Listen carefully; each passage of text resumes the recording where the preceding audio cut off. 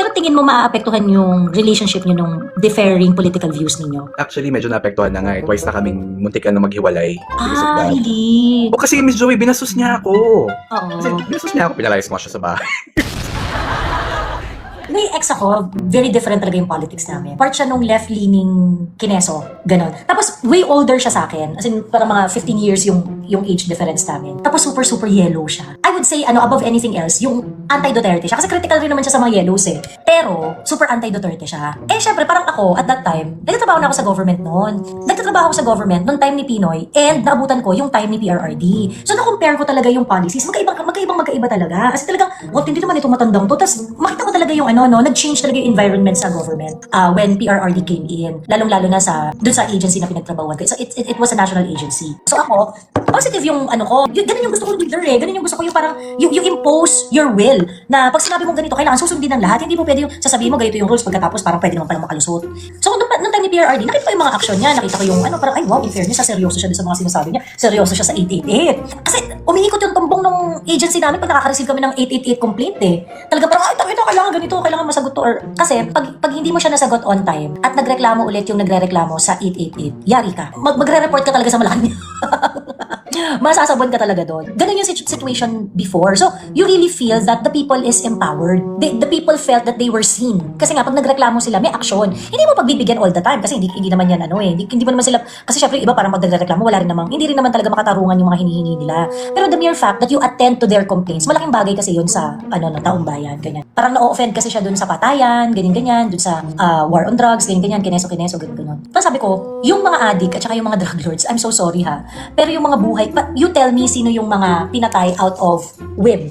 Yung yung pinatay lang kasi wala lang, trip-trip lang, ganyan. I am going to be with you in fighting for justice para doon sa tao na yun na pinatay lang dahil trip-trip lang. Sasamahan kita. Pero kung gusto niyo ipaglaban ko, yung mga namatay along the way, namatay during bypass operation, tapos mga addict, tapos mga drug lords, pusher, ay ubusin yung oras ko dyan. Paglalaban ko yung buhay, mapaganda yung buhay ng mga hardworking, honest Filipinos kasi yung mga yan. Diba? So, hindi kasi meron pamilya sila, pamilya pala nila, ba't di nila napigil yung mga anak-anak nilang mag-addict? Diba? Or mag-push, or mag-involve sa droga. Diba?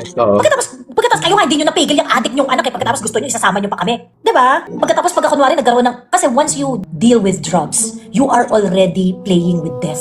Not only with the government. Kasi mga drug lords pumapatay din yan. Yung mga pusher na pumapatay rin yan. Yung sa akin, sige, naiintindihan ko kayo, parang you get offended, ganyan. Pero kasi yung feeling ninyo na na-offend kayo, pagkatapos yung feeling ko na safe and secure. If I am going to give in with your offended feelings, can you ensure me that I would feel safe and secure? Pwede ko kayong pagbigyan eh. O sige, tara, labanan natin yan, labanan natin yung kawalan ng due process, pagpatay sa mga, paghunting sa mga drug lords, ganyan, ng whatever, ganyan. O sige, if you would be able to give me safe and orderly streets, samahan ko kayo. Pero kung wala kayong maibigay sa akin na safe na street, diba? Tapos itong ginagawa ni Duterte, nag-work, tigil-tigilan niyo ako sa kaartehan ninyo. Feelings lang yan. Yung feelings ninyo, wala yung binatbat dun sa safety ng kipay ko pag naglalakad ako ng madaling araw. Diba? Siyempre, mas importante yung safety and security ko pag naglalakad ako ng madaling araw, nasa labas ako, diba? Yung maghahasa ng adik. So, ending, Miss Joey, naghiwalay kayo niyan. Naghiwalay kami ng malala. Oo. Naghiwalay kami ng malala kasi sobrang, well, nung una, hindi, we can get past through it, ganyan. Pero hindi kasi meron talagang value difference eh. Kasi ang magaganda kasi dun sa mga tao na, yung mga yung mga anti-Duterte, mga kasi to eh. Mga smart rin naman kasi itong mga to. Sila yung mga, parang culturally, ito yung mga may creative, magaling magsulat, mga artist, mga gigit. Kumbaga yung mga pink na yan, hindi rin naman sila yung, matatalino naman, hindi sila bobo, but they were just so programmed in such a way that they give more value on their thought processes na very theoretical at hindi reality-based. Ganon. Like for example, yun nga, parang for them, ay hindi kasi mas importante yung individual rights kesa dun sa. For me, yung individual rights mo, wala yung binatbat kung nagpapatayan lahat ng mga addict dito, kung hindi ka makalabas sa madaling araw, kung hold upin ka sa taxi. Wala binatbat yung individual rights. Paano pa-exercise ang individual rights mo kung wala tayong peace and order? Diba? But these people, they were already programmed to adopt yung hyper-individualism na values na kinakat-kat ng mga westerners sa isip natin. Mga nasa fairy tale, sabi ni Phil. Correct. Nasa fairy tale. Yan talaga yung magandang description sa kanila. Nasa fairy tale sila. Yung parang hindi sila nakakaramdam ng threat. Yun yung problem sa kanila. So, nagtatribe sila sa ganon. Tayo kasi, parang tired na tayo eh. Parang hindi na tayo maghihiwalay 100%. pero naghiwalay kami. I think, hindi naman dahil sa politics, pero I think it played some part. Na dahil, Miss Joey, malaking part yun, actually. Kami rin kasi twice na kaming nagkamuntikan na maghiwalay because of that. Kasi parang makikita mo na rin yung personality ng tao doon. Kasi parang, okay, dahil lang sa politics, ganon. I mean, kaya mong pagpalit. I mean, is your politics bigger than our relationship? Correct. Diba? Kung mas malaki yan, sige, doon ka na. Okay lang sa akin. Oo. Sige, pero ito medyo somewhat personal to. Pero parang, ito yung turning point. May instance kasi na, ano kasi siya, yung parang, alam mo yun, yung matulungin sa kapwa, ganyan, etc. ganyan.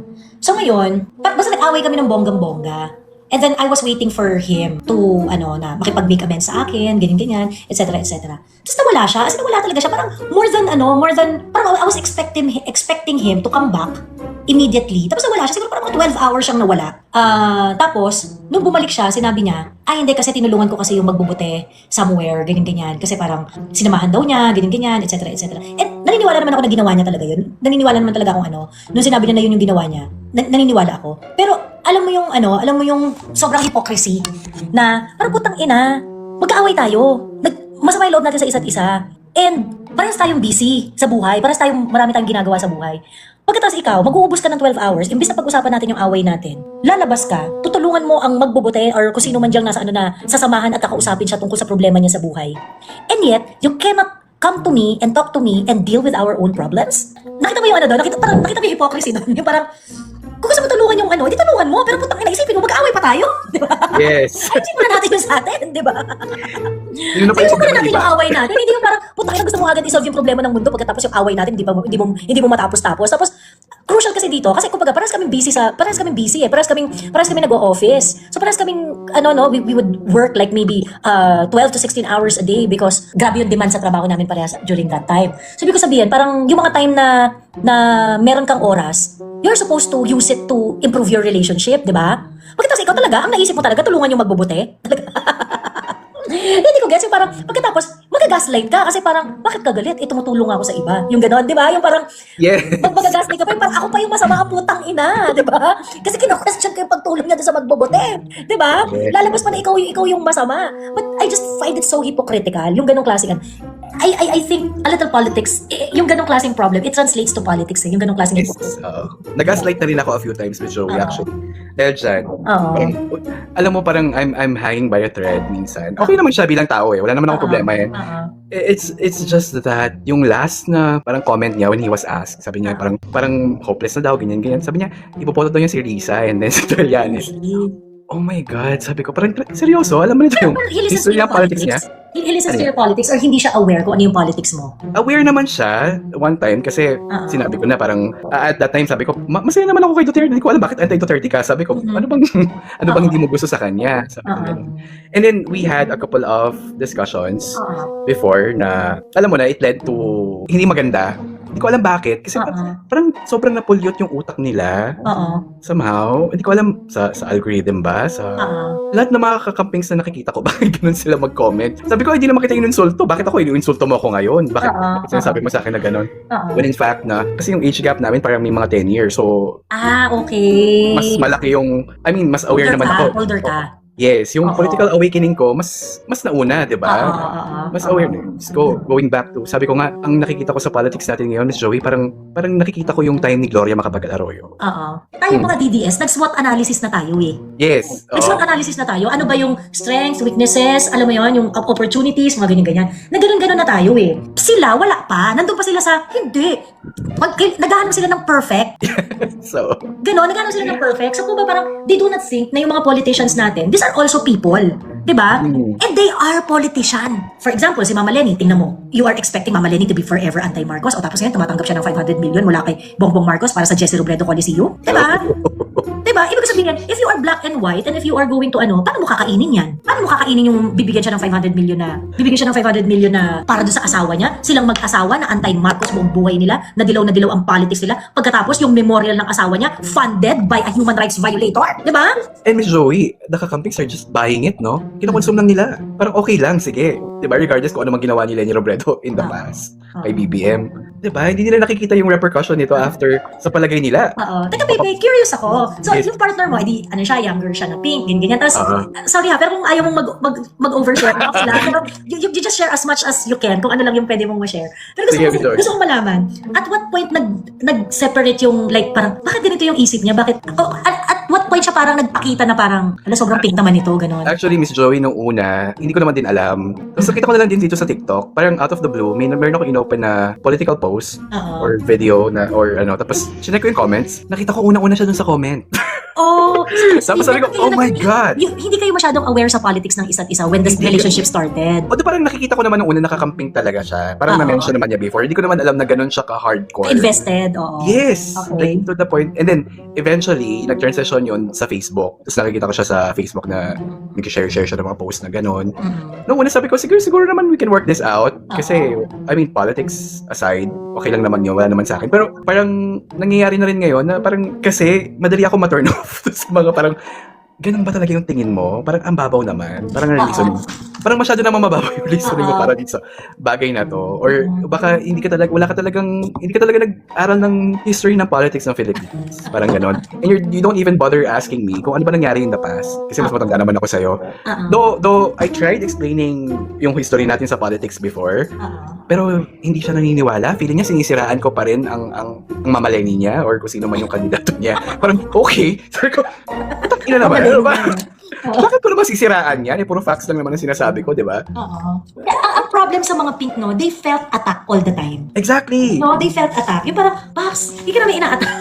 Nagpapaliwanag lang kami.